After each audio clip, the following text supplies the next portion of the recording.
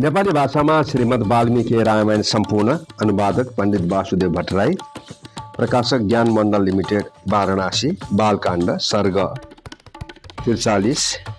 गङ्गा शिवजीको जटामा प्रवेश गरिसकेपछि भगीरथको पछि पछि लागेर आउँछिन्। जुन ऋषिको चरित्र वर्णन तथा सगरका छोराहरूको स्वर्ग प्राप्ति। देवताहरूका पनि देवता ब्रह्म गएपछि राजा भगीरथले पृथ्वीमा एउटा औँलाले टेकेर उभिकन 1 वर्षसम्म शिवजीको उपासना गरे। 1 वर्ष पुरा भएपछि सबै वन्दना गर्ने योग्यका उमापति महादेवजी राजालाई भने, हे नरश्रेष्ठ, म तिमीदेखि प्रसन्न छु, तिम्रो मनोरथ सिद्ध गरिदिनेछु। हिमवानकी छोरी गङ्गालाई आफ्नो मस्तकमाथि धारण गर्नेछु। त्यसपछि हे राम, सबद्वारा पूजा गरिएकी हिमवानकी जेठी छोरी गङ्गा अति ठुलो रूप धारण गरेर थाम्नै गाह्रो पर्ने बडो भारी बेगसित आकाशबाट शिवजीको मस्तकमाथि खसिन् र खस्ने समयमा बेग रोक्न कठिन पर्ने कुरा यिनी विचार गर्न लागिन्। आफ्नो प्रवाहको साथसाथै शिवजीलाई समेत आफूसँग लिई पातालमा प्रवेश गर्दछु। गङ्गाको यो अभिमान थाहा पाएपछि शिवजी बहुतै रिसाए। यिनको यो घमण्ड तोड्नका लागि शिवजीले यिनलाई आफ्नो जटामा अलमलै राख्ने विचार गरे। शिवजीको पवित्र मस्तकमाथि यिनी खसिन्।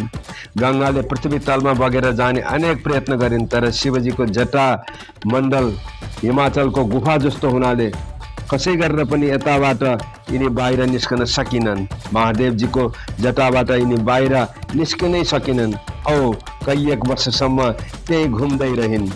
गङ्गाजीलाई पृथ्वी तलमा नआएको देख्दा भगीरथले फेरि तपस्या गर्न लागे। हे राम, भगवान शङ्कर यिनको तपस्या देखेर बहुत प्रसन्न भए। त्यसपछि यिनले हिमालयको नजिकको बिन्दु नाम गरेको तलाउमा गङ्गालाई छोडिदिए। यसरी छोडिएकी गङ्गाबाट 7 धाराको उत्पत्ति भयो। रिदिनी, पावनी, नलिनी, पवित्र जल भएका यी 3 धारा पूर्व दिशा बग्न लागे। सचक्षु, सीता र महानदी सिन्धु यी पवित्र 3 धारा पश्चिमपट्टि गए। यी धाराहरूमध्ये 7औं चाहिँ धारा भगीरथको पछि पछि लागिन्। राजर्षि भगीरथ पनि अलौकिक रथमा सवार भई अघि अघि हिँड्न लागे र गङ्गा यी महातेजस्वीको पछि पछि जान लागिन्। आकाशबाट शङ्करको माथमा खसेकी गङ्गा यस प्रकारसँग पृथ्वी तलमा आइन्। यी गङ्गा पृथ्वी तलमा बगेर आउँदाखेरि ठुलो कोलाहल शब्द निस्कियो।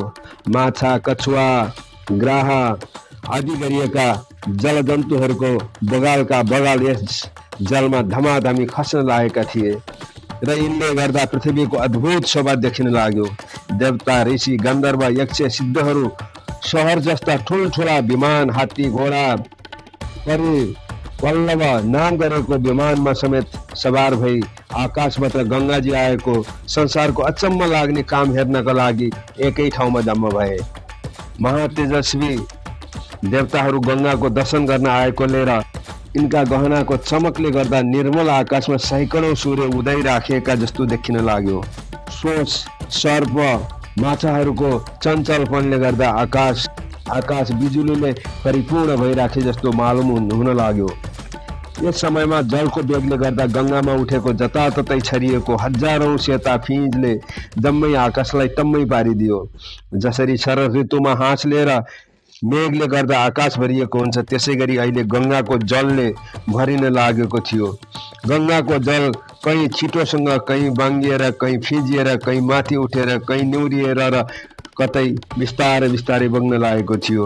कहीँ कहीँ त जलले जलसित ठक्कर खान्थ्यो, कतै त जलको प्रवाह माथि उठेर फेरि तल पृथ्वीमा झर्दथ्यो। शिवजीको मस्तकमा खसेर यहाँबाट पृथ्वी तलमा आएको सबै प्रकारको पाप नाश गङ्गाको पवित्र जल बडो राम्रो देखिन लागेको थियो।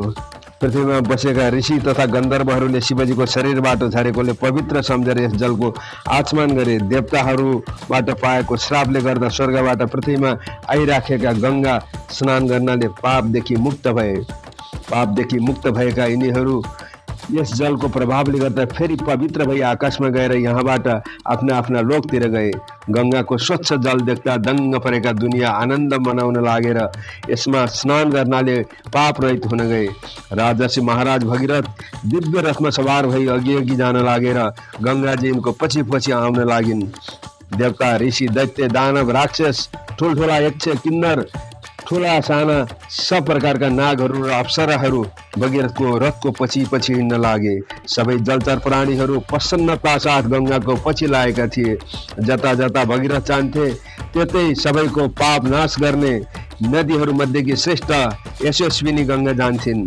जाँदा जाँदा गङ्गा अद्भुत काम गर्न सक्ने जन्हु मुनिले यज्ञ गरिरहेको ठाउँमा पुगिन्। गङ्गाले सामग्री सहित महात्माको यज्ञशाला बगाइदिन्। हे राम, गङ्गाको यो अहङ्कार देख्दा जन्हु ऋषिले चुर भए। यस बखतमा यिनले गङ्गाको जम्मै जल पिइदिए र बडो अचम्म लाग्ने काम गरे। ऋषिले यसो गरेको देख्दा गन्धर्व तथा अरू मुनिलाई बडो आश्चर्य लाग्यो। यिनीहरूले पुरुष श्रेष्ठ यी महात्मा जन्हुको पूजा गरेर गङ्गा तपाईँकी छोरीको नामले विख्यात हुनेछन् भनी निवेदन गरे। यो सुनेपछि तेजस्वी मुनि खुसी भएर कानको प्वालबाट गङ्गालाई बगाएर बाहिर निकाले। यसै कारणले गङ्गालाई जन्हु सुता अर्थात् जान्धी भनेको हो। यहाँबाट फेरि नदी श्रेष्ठ गङ्गाजी भगीरथका रथको पछि पछि हिँड्न लागिन् र समुद्र गएर मिसिन्। राजा भगीरथको मनोसिद्धिका लागि यिनले पातालभित्र पनि प्रवेश गरिन्। राजाले पनि बडो प्रयत्न साथ यिनलाई आफ्ना पुर्खाहरूको उद्धार गर्नका लागि त्यहाँ लिएर गए। कपिल मुनिको रिसले गर्दा खरानी भइराखेका आफ्ना पितामहहरूलाई देख्दा राजा बेहोस भए। हे रामचन्द्र, गङ्गाले आफ्नो पवित्र जलले खरानीको त्यस थुप्रोलाई बगाइदिन् र पापबाट मुक्त भई सगरका यी 60,000 छोराहरू स्वर्गलोकमा गए।